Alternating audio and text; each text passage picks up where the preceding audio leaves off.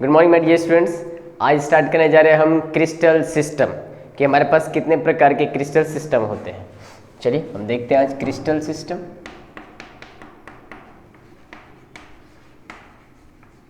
Crystal system, crystal system किसे कहते हैं? कहता है क्रिस्टल सिस्टम एक 3 डायमेंशनल एक ज्योमेट्री होती है। उस ज्योमेट्री की हेल्प से हम उसके अंदर 3D arrangement of constituent particles को समझ सकते हैं। यानी ये क्या है, तो एक ज्योमेट्री है, बस उस ज्योमेट्री को हम इसलिए कंसीडर करते हैं ताकि उस ज्योमेट्री की हेल्प से उसके अंदर जो 3 डायमेंशनल अरेंजमेंट है कंस्टिट्यूएंट पार्टिकल्स, उस डायमेंशन को हम समझ सकते हैं। तो समझने के लिए सिर्फ एक ज्योमेट्री है, इसलिए हम डेफिनेशन लिख सकते हैं क्या कि the 3D geometry,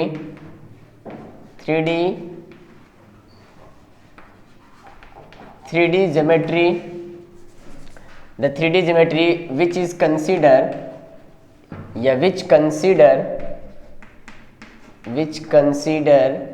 to explain the 3D arrangement of किसका अरेंजमेंट, तो कंस्टिट्यूएंट पार्टिकल्स का, constituent particles of any solid और या तो किसी सॉलिड का कहो या फिर इसका क्या, तो किसी यूनिट सेल के अंदर हम ऐसा देख सकते हैं, यूनिट सेल। ठीक है, इस तरीके से हम अरेंजमेंट को समझ रहे हैं और उस अरेंजमेंट को समझने के लिए हमने एक सिस्टम उठाया जिसका नाम था क्रिस्टल सिस्टम। तो क्वेश्चन ये उठता है कि सर हमारे पास ऐसे कितने टाइप्स के क्रिस्टल सिस्टम है? तो हमारे पास 7 टाइप्स के क्रिस्टल सिस्टम है। इन आवर सिलेबस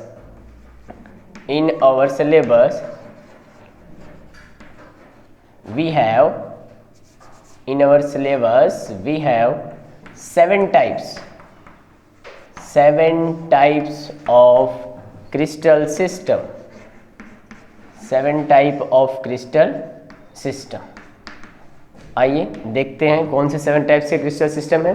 जैसे फर्स्ट का नाम मैं लिख रहा हूँ, फर्स्ट हम कहते हैं क्यूबिक क्रिस्टल सिस्टम। भाई क्यूबिक क्रिस्टल सिस्टम यानी हमें एक क्यूब को कंसीडर करना है। दूसरा cubic system tetragonal,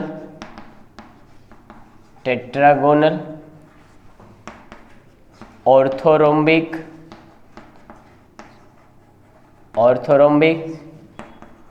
rhombohedral,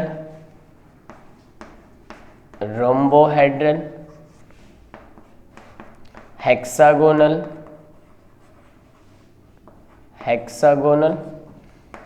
next है मोनोक्लिनिक और नेक्स्ट है ट्राइक्लिनिक।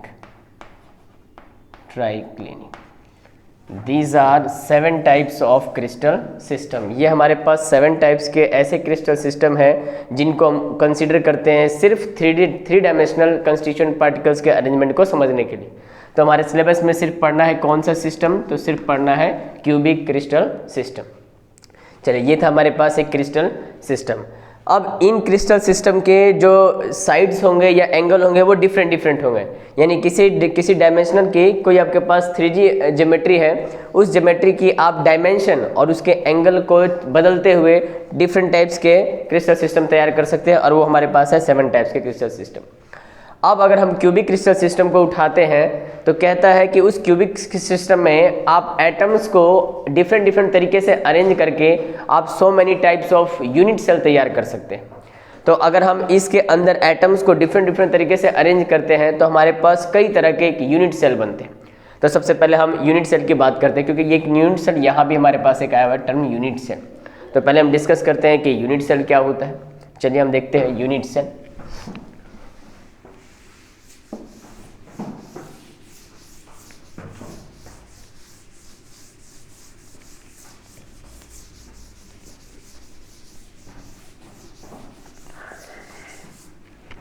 आइए यहाँ बात करते हैं हम किसकी, तो एक यूनिट सेल की। यूनिट सेल क्या होता है?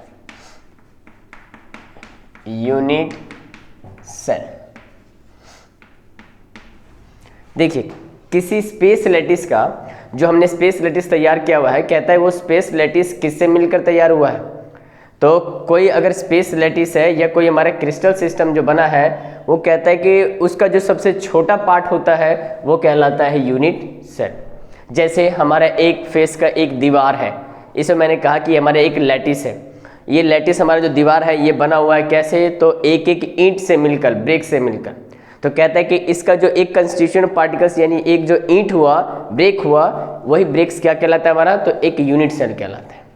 तो इस तरीके से हम डिफाइन कर सकते हैं क्या, कि यूनिट सेल। दूसरा तरीका भी है, कहता है कि जब आपने लैटिस पॉइंट को तैयार किया था तो उस लैटिस पॉइंट को जब आपस में मैच करते हैं, मिला देते हैं, तो एक पर्टिकुलर शेप बनता है। डेफिनेशन देख लेते हैं। डेफिनेशन कहता है when lattice points are joined together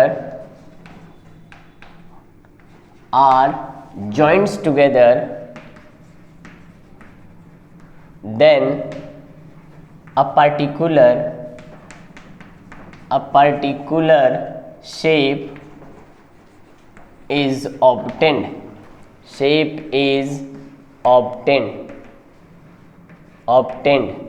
Is called unit cell. कैसे, एक एग्जांपल के थ्रू हम समझते हैं। पहले हम बना लेते हैं लैटिस पॉइंट। आपको पता था ये जो हमने पॉइंट्स लिए हुए हैं, इसी पॉइंट्स को हमने नाम दिया है लैटिस पॉइंट। ये मैंने अरेंज किया है 2 डायमेंशनल, और यहाँ मैं अरेंज करता हूँ इसको 3 डायमेंशनल। ये हमारे लैटिस पॉइंट है, ये लैटिस पॉइंट। ये मैंने बनाया अभी 2D, और मुझे एक्सप्लेन करना हो 3D, तो प्लेन पे 3D को सिंपली हम ऐसे अरेंज कर सकते हैं, समझने के लिए सिर्फ ऐसे। अब डेफिनेशन कहता है कि यूनिट सेल क्या है, तो किसी स्पेस लैटिस का जो लैटिस पॉइंट है, लैटिस पॉइंट, इन लैटिस पॉइंट्स को हम आपस में, है ना, मिला देते हैं, ज्वाइंट कर देते हैं। तो ज्वाइंट करने से जो एक पर्टिकुलर शेप बनता है वो यूनिट सेल है। कैसे, तो जैसे मैंने इसको मिला दिया, भाई ज्वाइंट कर दिया कुछ ऐसे। कहता है ये जो एक शेप बना है ना, छोटा सा पार्ट, यही कहलाता है यूनिट सेल। तो ये 2D यूनिट सेल हुआ। 3 डायमेंशनल में कैसे अरेंज करते हैं, ये हमने पॉइंट्स को मिला दिया आपस में, पॉइंट्स को कुछ ऐसे कहते हैं, पॉइंट्स को मिला दिया लैटिस पॉइंट को, तो मिलाने से एक पर्टिकुलर शेप बनता है। इसी शेप का नाम है यूनिट सेल। डिफरेंस यही है कि ये 2 डायमेंशनल में तैयार हुआ लैटिस पॉइंट यूनिट सेल है, और ये 3 डायमेंशनल में अरेंज किया हुआ एक यूनिट सेल है। तो यूनिट सेल क्या है, तो किसी स्पेस लैटिस के जो लैटिस पॉइंट है उनको आपस में जॉइंट्स करते हैं तो एक पर्टिकुलर शेप बनता है, उसी शेप को यूनिट सेल। या इसका शॉर्ट डेफिनेशन एक और हो सकता है, हमने कहा कि किसी स्पेस लैटिस का जो सबसे छोटा पार्ट वो क्या कहलाता है, यूनिट सेल। तो कह सकते हैं हम the smallest part of any space lattice is called unit cell. या हम कह सकते हैं कि यूनिट सेल क्या है, तो आप जैसा एक शेप बना हुआ है, इसी शेप को फिर दोबारा से मिलाते हैं, फिर से मिलाते हैं, तो कहता है एक बार बार एक ही तरह का शेप है वो रिपीट होता है। कैसे, तो जैसे मैंने मिला दिया, देखो ये रिपीट हो रहा है इसकी तरह, फिर से मैंने कर दिया, ये रिपीट हो रहा है। इस तरीके से क्या है, यूनिट सेल क्या है, एक दूसरी परिभाषा हो जाती है कि unit cell is a repeating unit.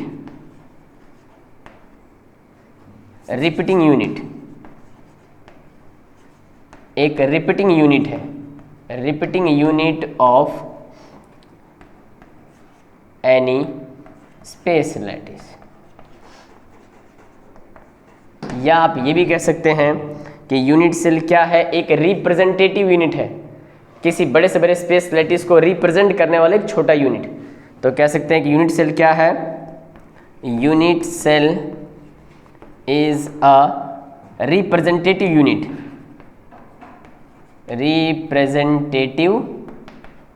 Unit of किसका,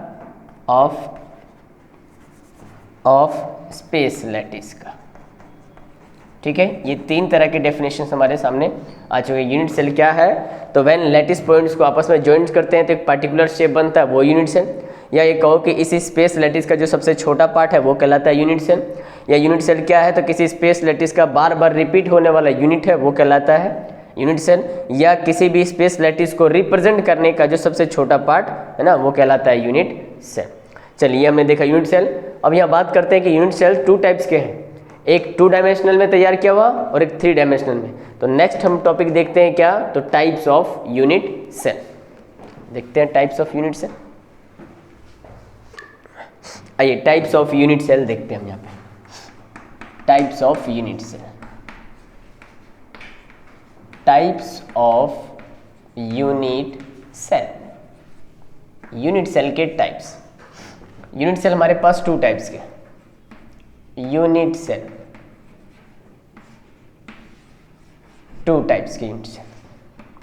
फर्स्ट यूनिट सेल है जिसका नाम हम दे रहे हैं 2D unit cell. 2D unit cell. और यहां हमने कहा second is 3D unit cell. 2D unit cell कहता है इसको रिप्रेजेंट करने के लिए कितने पैरामीटर्स की जरूरत पड़ेगी, तो कहता है सिर्फ 3 पैरामीटर्स। पैरामीटर्स क्या है, तो पैरामीटर्स एक मैथमेटिकली एक है ना, मैथमेटिकली एक उनके डायमेंशनल है ना। जैसे किसी आकृति को या किसी शेप को डिफाइन करने के लिए क्या क्या उनकी लेंथ है, ब्रेथ है, एंगल है, वो सारे इनके पैरामीटर्स कहलाते हैं, है ना।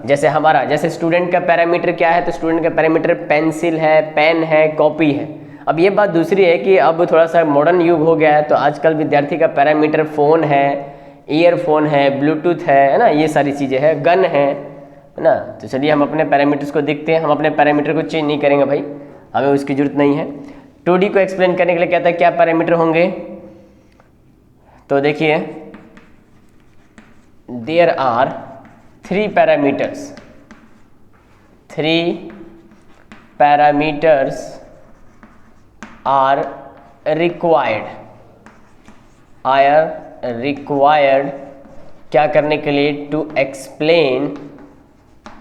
explain 2D unit cell.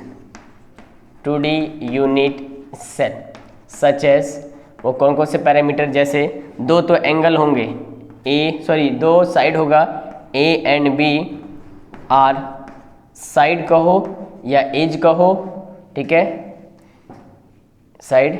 And एक एंगल होगा जिसे हम थीटा कह के चलें, एंड एंगल थीटा।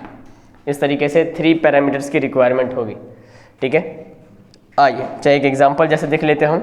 2 डायमेंशनल में एक सजा देता हूं, जैसे मैंने एक यूनिट सेल तैयार किया कुछ ऐसा। कहते हैं इसमें 2 तो लेंथ होगा, एक ए होगा, एक बी होगा, दूसरा उनके बीच एक एंगल तैयार होगा जिसका हम नाम दे रहे हैं थीटा। तो इस तरीके से 3 पैरामीटर्स होंगे। आइए 3D यूनिट को सेल को एक्सप्लेन करने के लिए क्या कहता है, इसको एक्सप्लेन करने के लिए there are 6 parameter. 6 parameters are required क्या करने के लिए, तो to explain 3D unit cell. 3D unit cell such as 6 parameters जिसमें 3 तो side, such as 3 axial length कहो, लेंथ जैसे ABC एंड 3 इंटरफेसियल एंगल कहो। कौन कौन से एंगल, जैसे अल्फा, बीटा एंड गामा। चलिए तो ज़रा देख लेते हैं 3D यूनिट सेल। पहले तो दोनों को थोड़ा सा एक्सप्लेन कर लेते हैं। वैसे तो हमारे सिलेबस में 3D पढ़ना है, बट इसे भी थोड़ा सा एक्सप्लेन कर लेते हैं कि 2D यूनिट सेल के कितने टाइप्स और 3D यूनिट सेल के कितने टाइप्स। चलिए बात करते हैं हम अब types of 2D unit cell. ये हमने देख लिया कि 2D कैसे होते हैं और 3D कैसे। पहले हम डिस्कस करने जा रहे हैं types of 2D unit cell.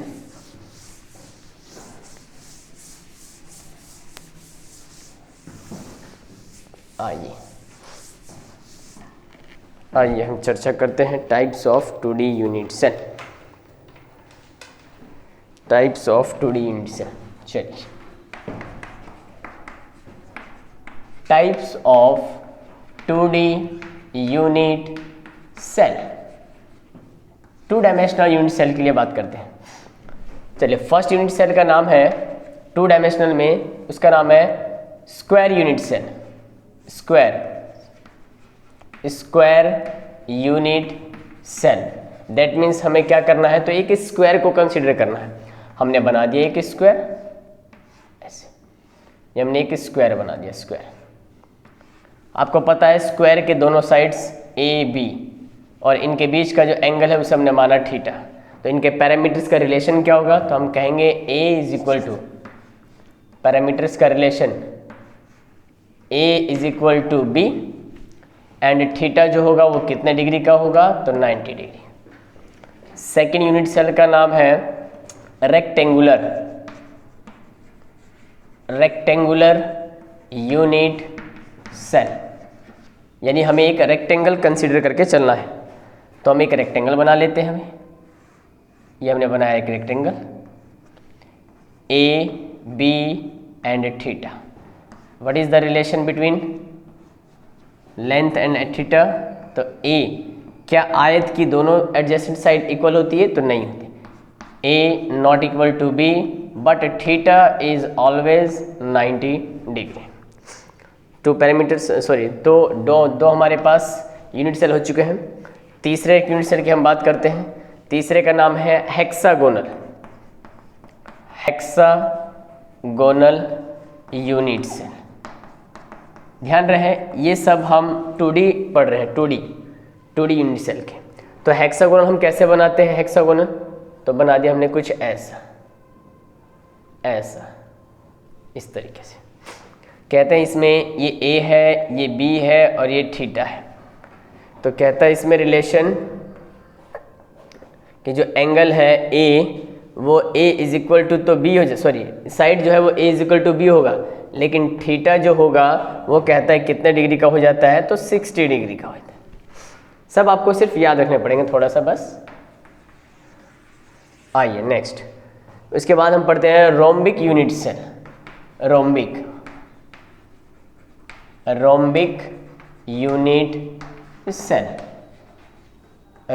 Unit cell, इसे हम कैसे बनाएंगे, तो देखिए हम इसे काइट की तरह, एक पतंग की तरह बना देते हैं भाई। कुछ ऐसे और ऐसे, कुछ ऐसे, ठीक है। थोड़ा सा इसको पोलियो मार दे रहा है, रुकिए थोड़ा सा इसको अच्छे से एक्सप्लेन करते हैं। कुछ ऐसे और ऐसे, है ना, ध्यान में। चलिए, यहाँ पे भी एक एंगल है, ठीक है, ये A है और ये B है। तो यहाँ भी कहता है कि A is equal to B है, बट थीटा जो है वो नॉट इक्वल टू किसके, 60 डिग्री, और ना ही वो क्या होगा, तो 90 डिग्री, और ना ही ये 90 डिग्री। चलिए लास्ट है, लास्ट का नाम है, हम देखते हैं इसको कहते हैं क्या, पैरेललोग्राम।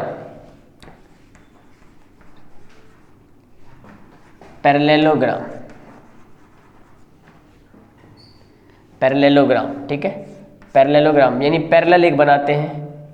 तो हमने पढ़ा है इस तरह से पैरेललोग्राम, ये साइड इसके पैरेलल, ये साइड इसके पैरेलल, ये A है, ये B है और यहाँ थीटा है। तो इनका रिलेशन क्या होगा भाई, रिलेशन कहता है कि A not equal to B and theta जो है वो नॉट इक्वल टू 90 डिग्री। ठीक है, ये रिलेशन हुआ। ठीक है, ये हमने पढ़ा 2D यूनिट सेल के बारे में। 2D यूनिट सेल कितने टाइप्स के, 5 टाइप्स के। किस बेसिस पर, तो ऑन द बेसिस ऑफ इनके साइड्स और एंगल को चेंज करते हुए।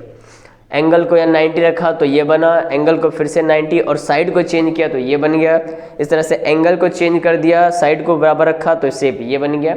इस तरीके से हम साइड लेंथ और थीटा के बीच डिफरेंस करते हुए 5 तरह के यूनिट सेल तैयार कर सकते हैं 2D में। ठीक है, चलिए तो नेक्स्ट अब बात करते हैं हम types of 3D unit cell.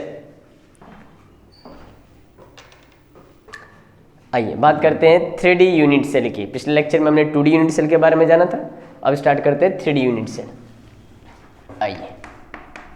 आइए आपके सामने है 3D unit cell.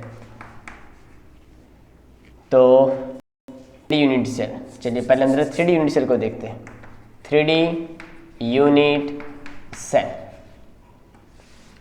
3D unit cell को एक्सप्लेन करने के लिए आपने पढ़ा कितने पैरामीटर्स की जरूरत पड़ती है भाई, तो 6 पैरामीटर्स की, 3 तो साइड एंड 3 एंगल की। पहले उसे एक्सप्लेन करते हैं, बनाते हैं।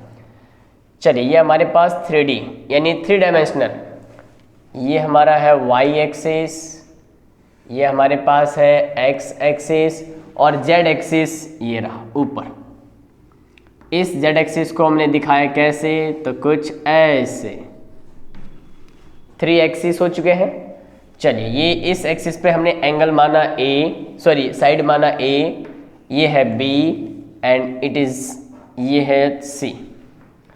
3 तरह के हमारे पास साइड है, 3 ही तरह के एंगल है आपके पास। आपने पढ़ा 3 तो साइड चाहिए A B C और 3 ही आपको इंटरफेशियल एंगल का नाम दिया था अल्फा बीटा एंड गामा।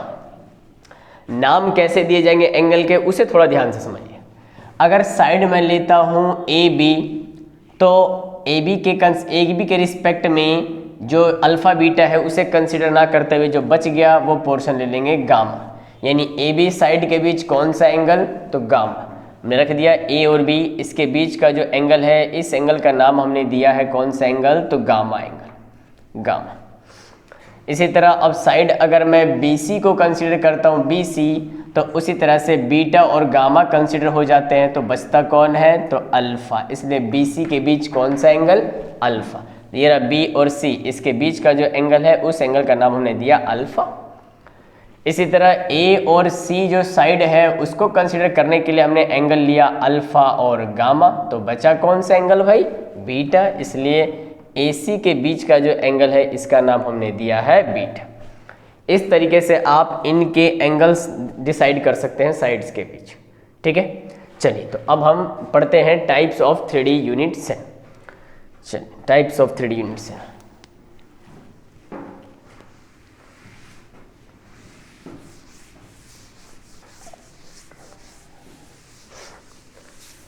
आइए types of 3D unit cell. Types of 3D unit cell. किस बेसिस पर, कोई क्वेश्चन पूछता है कि सर आपने यूनिट सेल को डिवाइड कर रहे हैं किस बेसिस पर, तो कह सकते हैं on the basis of arrangement of किसका, तो कंस्टिट्यूएंट पार्टिकल्स का, कंस्टिट्यूएंट पार्टिकल्स। हम कंस्टिट्यूएंट पार्टिकल्स को डिफरेंट अरेंजमेंट करते हुए उसके टाइप्स ऑफ बना रहे हैं यूनिट सेल के, ठीक है, अरेंजमेंट के बेसिस पर। तो फर्स्ट अरेंजमेंट जो हम कर रहे हैं उसके बेसिस पर जो यूनिट सेल का नाम है उसका नाम है सिंपल, या उसी का दूसरा नाम प्रिमिटिव क्यूबिक यूनिट सेल। ध्यान देंगे इसे, हम पहले का नाम हमने रखा है सिंपल या प्रिमिटिव क्यूबिक यूनिट सेल। किस बेसिस पर, यानी कंस्टिट्यूएंट पार्टिकल्स का अरेंजमेंट कैसा है उस बेसिस पर। यानी हमें अब ये याद रखना है कि प्रिमिटिव जब नाम आ जाए या सिंपल नाम आ जाता है तो उसमें अरेंजमेंट कैसा होगा, तो हमें पढ़ना है सिर्फ एक क्यूबिक सिस्टम। इसलिए जो भी हम बनेंगे, देखिए यहाँ पर क्यूबिक है, इसलिए बार बार हम एक क्यूब को बनाकर और उसमें एटम्स का अरेंजमेंट डिफरेंट तरीके से करेंगे। तो पहले हम बनाते हैं एक क्यूब। हमने एक कंसीडर किया है और ये क्यूब आपने बचपन में बहुत बार बनाया भी हुआ है, कुछ ऐसे 2 तरीके से। एक हम बनाते हैं क्यूब को ऐसे, ये सीखिए नया तरीका, कुछ ऐसे इस तरह से, कुछ ऐसे और ऐसे। ये क्यूब कहता है इस क्यूब में सिंपल या प्रिमिटिव नाम तब आता है जब एटम्स को हम सिर्फ कॉर्नर पे सजाते हैं, कॉर्नर पे। तो आपको पता होना चाहिए, बचपन में पढ़ा था कि एक क्यूब के कितने कॉर्नर यानी कितने कोने, तो तो हमारा घर एक क्यूब कंसीडर कर लेते हैं, तो 4 कोने हमारे घर के ऊपर हैं और 4 कोने नीचे। इसका मतलब कॉर्नर कितने भाई, कॉर्नर कितने होते हैं, तो 8 कॉर्नर। अगर मैं फेस की बात करूं, फेस तो एक फेस, दूसरा फेस, तीसरा, चौथा, पांचवा और छठा, इस तरह से 6 फेसिस होते हैं। तो हम कह सकते हैं कि हमारे पास फेस कितने होंगे भाई, फेस 6।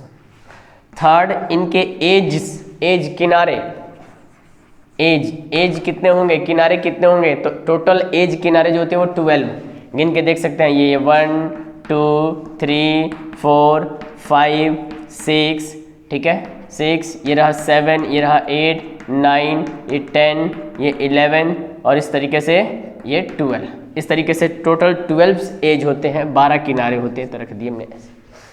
चलिए, हमें तो एटम को अरेंज करना है, और एटम का अरेंजमेंट कैसे करें कि उसका नाम सिंपल आ जाए या प्रिमिटिव आ जाए। तो ध्यान देंगे, हमें एटम को सजाना है सिर्फ कॉर्नर पे, और कॉर्नर कितने होते हैं, 8। तो ये रहे 4 कॉर्नर ऊपर, तो कॉर्नर पे एटम को रख दिया हमने कुछ ऐसे 1 2 3 4 5 6 7 एंड 8। इस अरेंजमेंट का नाम है सिंपल या प्रिमिटिव क्यूबिक यूनिट से। अच्छा, इस केस में ध्यान रहे, रियल अरेंजमेंट कैसा होगा। रियल अरेंजमेंट कुछ ऐसा होता है कि हर एक कॉर्नर का जो एटम है वो आपस में टच में होते हैं। 4 बॉल को हमने प्लेन में सजाया और 4 बॉल को जस्ट उसी के ऊपर रख दिया। तो 4 बॉल को आपने सजाया है ऐसे, ये आपस में कांटेक्ट में है। 4 बॉल को और लेकर आपने इसके ऊपर रख दिया ताकि 3 डायमेंशनल तैयार कर सके हम। अभी तो ये लेंथ है, ब्रेथ है, हाइट बनाने के लिए आपको इसी के ऊपर एटम को रखना पड़ेगा। तो रखते हैं, तो कहता है कि हर एक एटम जो है वो एक दूसरे के साथ में रहता है, तो कांटेक्ट में रहता है, जुड़े हुए रहते हैं। इसलिए इस केस में हम क्या कह सकते हैं कि इन दिस केस, पहले इसमें एटम्स कहाँ कहाँ होंगे ये हम लिख लेते हैं इसमें। इन this case all the atoms are present at all corners, सभी कॉर्नर्स पे होते हैं। और किस तरीके से, in such a way they are contact to each other। वो सारे के सारे आपस में क्या होते हैं, तो कांटेक्ट में होते हैं, जैसे ऐसे सब जुड़े हुए कांटेक्ट। अच्छा, नहीं तो इसको मैं एक ऐसे समझा सकता हूँ, इसी यूनिट सेल को ये सारे आपस में ज्वाइन करते हुए। तो जैसे मैंने बनाया एक छोटा सा यूनिट सेल, ये क्यूब बना दिया, इस कोने पे एटम को रखा है मैंने कुछ ऐसे, इस कोने पे रखूँगा तो वो कहता है इसको टच करता हुआ होगा कुछ ऐसे। इस तरीके से ये एटम जो होगा वो इसको टच करता हुआ कुछ ऐसे। अब इसी एटम को वो ऊपर वाला एटम ऐसे टच करता हुआ कुछ ऐसे, फिर इसको ये टच करता हुआ तो एक बनाया हमने कुछ ऐसे, फिर ये इसको टच करता हुआ तो कुछ ऐसे। इस तरीके से ये एटम जो बचा ये भी इसको टच करेगा ऐसे, और यहाँ जो बचेगा वो भी टच करेगा ऐसे। इस तरीके से सारे एटम एक दूसरे को टच करते हुए, इसलिए हमने कहा कि सारे एटम आपस में क्या रहते हैं, कॉन्टेक्ट में। तो इस अरेंजमेंट का नाम है सिंपल या प्रिमिटिव। ठीक है, आइए दूसरे अरेंजमेंट का नाम देखते हैं। ये फर्स्ट अरेंजमेंट था सिंपल। सेकेंड अरेंजमेंट का नाम होगा BCC, body centred cubic unit cell. आइए सेकेंड का नाम है, सेकेंड यूनिट सेल हमारा body centred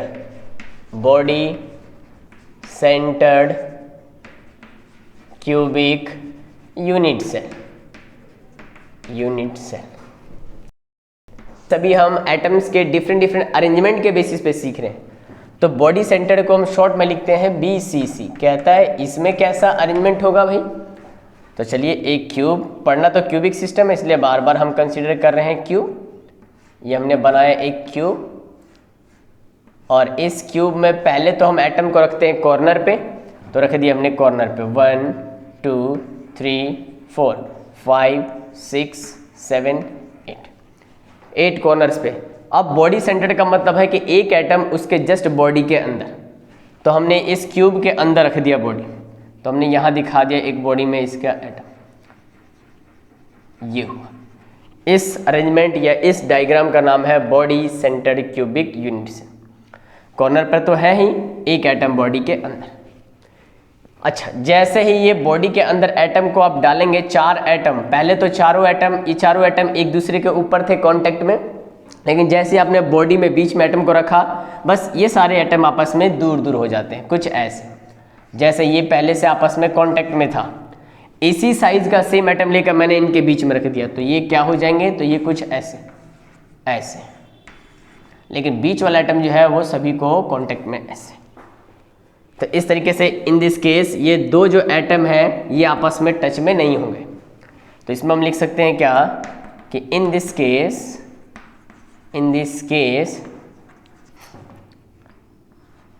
atoms are present at all corner plus one atom present in body centre. एक एटम बॉडी के सेंटर पर होगा, इस अरेंजमेंट का नाम होगा BCC। लेकिन ये आपस में टच नहीं करेंगे। इन सच अ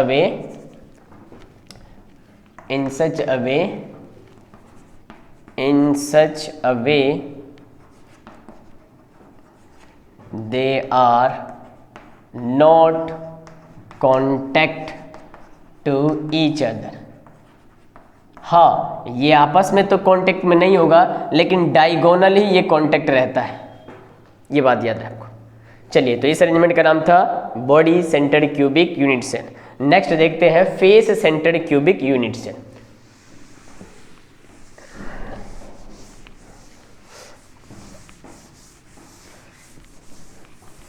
नेक्स्ट है थर्ड, फेस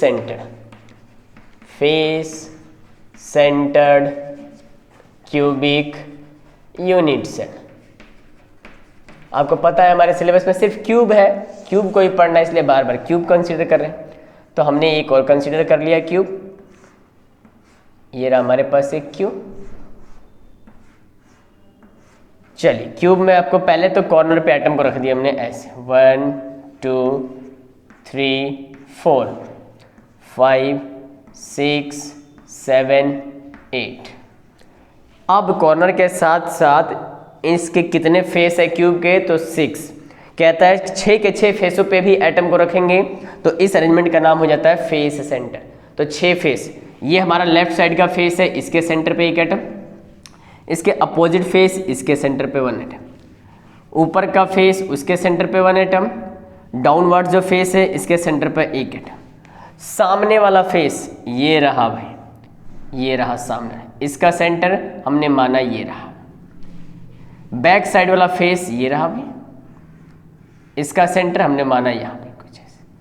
तो ये अरेंजमेंट जो होता है, ये अरेंजमेंट कहलाता है face centred cubic unit cell. इसमें भी वही बात है, ये चारों एटम कॉन्टेक्ट्स में थे आपस में, और जैसे ही मैंने इनके फेस पर एटम को रखा, बस ये एटम सारे दूर दूर हो जाएंगे। तो इसमें भी एटम्स आपस में कॉन्टेक्ट में नहीं होते हैं। इसमें हम लिख सकते हैं कि in this case all atoms are present at all corner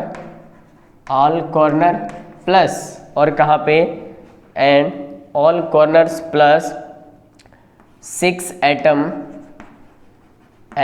present at all face center। Face के सेंटर पर भी होते हैं, लेकिन वो आपस में कांटेक्ट नहीं होते हैं। in such a way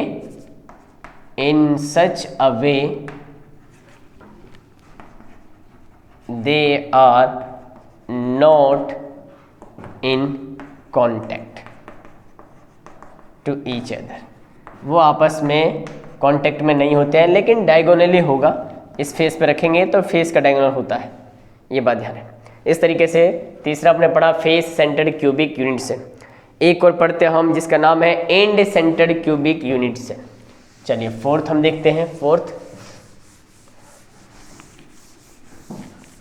fourth हम देखते हैं end centred cubic unit cell, unit cell, end centre. इसमें अरेंजमेंट कैसा, हमने फिर से एक क्यूब कंसीडर किया है और इस क्यूब में हमने पहले कॉर्नर पे एटम को रख दिया भाई, 4 कॉर्नर्स अपवर्ड और 4 कॉर्नर्स डाउनवर्ड्स, कुछ ऐसे। ये सिंपल बन गया। इसी में कहता है एंड, एंड सेंटर्ड का मतलब किसी भी 2 अपोजिट फेस के सेंटर पे एटम को रखने, किसी भी 2 अपोजिट फेस का centre.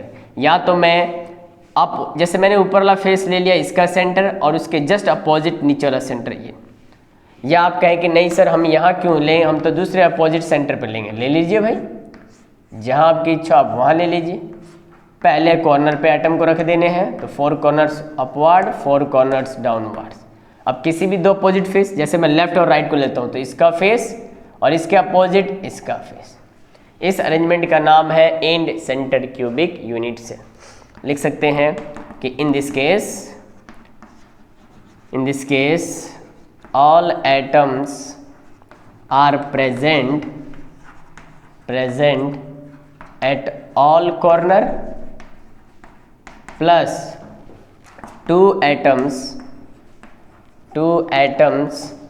present at any 2 opposite face center, किसी भी 2 अपोजिट फेस के सेंटर पर होगा। इसका नाम होगा क्या, तो end centred cubic unit cell. ठीक है। एंड लास्ट हम देखते हैं क्या, तो edge centred cubic unit cell.